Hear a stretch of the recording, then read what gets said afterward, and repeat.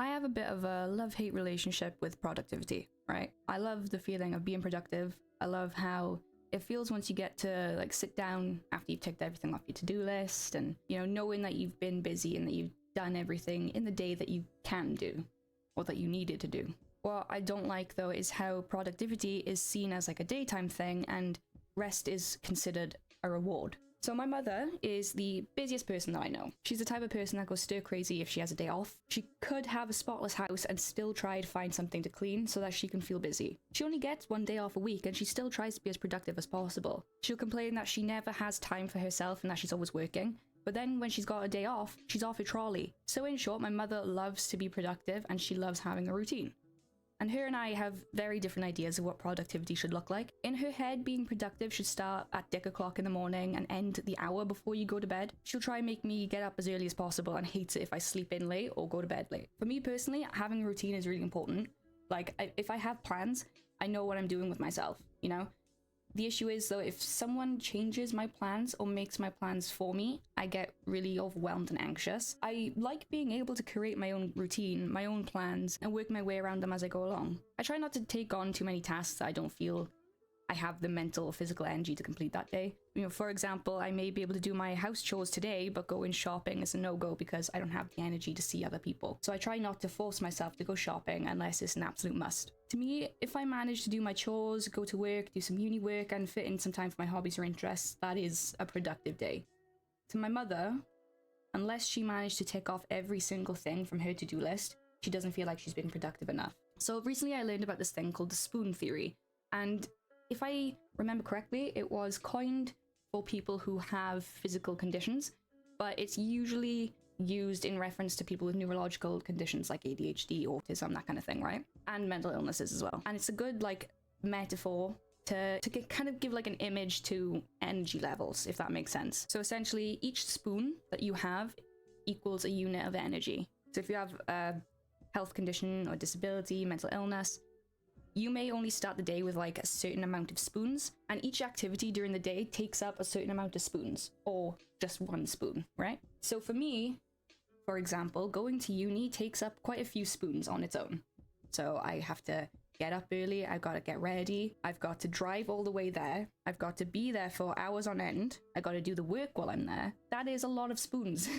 And then afterwards I go to work, which is again, quite a few spoons. Then I got to drive home, which is another spoon or two. At that point then, I've used up so many spoons that I don't really have many to give at the end of the day. I don't really have any energy to do more, like go to the shop or sometimes even take a fucking shower, which is kind of gross, but you know, it's kind of how it is. And that's kind of how I see it. I try to have at least 1 or 2 spoons by the end of the day, so that way I can, you know, have the energy to talk to my mother or play some games, go online and talk to people, just do something before I go to bed. But obviously, when I have done so many things in the day, I use up a lot of spoons. I know it sounds really stupid and goofy, but it's a good metaphor. I recommend looking it up. Like I said, my mother sees rest as a reward for being productive, whereas I see it as a necessity, because, I mean, it kind of is. Just like drinking water, you have to sleep. If my body feels like it's about to shut down, if my vision is doubling, if my head is spinning, I probably need to sit down or just take a nap. She'll see it as a weakness though. She'll ignore what her body's telling her and she'll continue to push through, which is extra infuriating when you consider the fact that she has stress-related illnesses. I've tried helping her when it comes to doing chores. I'm always asking her if she needs a hand, and for the most part she always says no, right? Like even earlier, she was doing the laundry, and while yeah, that is like usually a one-person job, it's a lot faster if we both do it. And I was like, hey mams, do you want a hand? And she was like, no, I got it. It's like, just let me fold some fucking clothes, man. She always says no to help, and it's really annoying. She's obsessed with feeling busy and feeling like she can do everything herself, and I understand to an extent because I find it hard to accept help as well, but not nearly as much as she does. She sees my productivity as quite lazy, and I see hers as an early grave. And I know that that sounds awful, but working yourself to death, even when you're in a position where others can and will help you, just isn't healthy, like at all. I understand feeling bad or lazy because you haven't done everything you set out to do in the day, but getting up and taking care of yourself is more than enough. Listening to your body, giving it what it needs, is more than enough. If you can do that, you're more likely to be able to get everything else done. You're not going to be walking around like a zombie or feeling exhausted. You know, I try my best to take into account my additional needs whenever I do anything, because I know that if I am overwhelmed, if I'm stressed out, if I'm exhausted, if I'm anxious, whatever the case may be, I know that whatever task I am doing is going to be 10 times harder than it should be. I know that whatever work I'm doing is not going to be up to quality or up to standard because I'm too busy stressing the fuck out about it. So I always have to take into account, right, what do I need? I need to take my medication, otherwise I'm going to end up having a really bad headache. I need to eat, otherwise I'm not going to be able to stand for very long. I need to take 5 minutes out of my day sometimes to take a breather so that I don't end up having a fucking like panic attack or a meltdown wherever I am. I take these things into consideration, and I try to tell my mother to do the same thing too.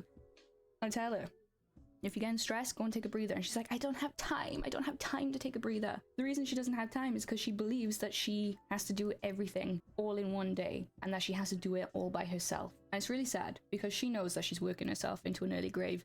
I know she's doing it, and yet she won't do anything about it, and she won't let me help either, which is really frustrating. All of this to say, stop forcing yourself to be overly productive when your body is telling you that it needs rest. It will only add on more stress and overall make your day to day so much harder.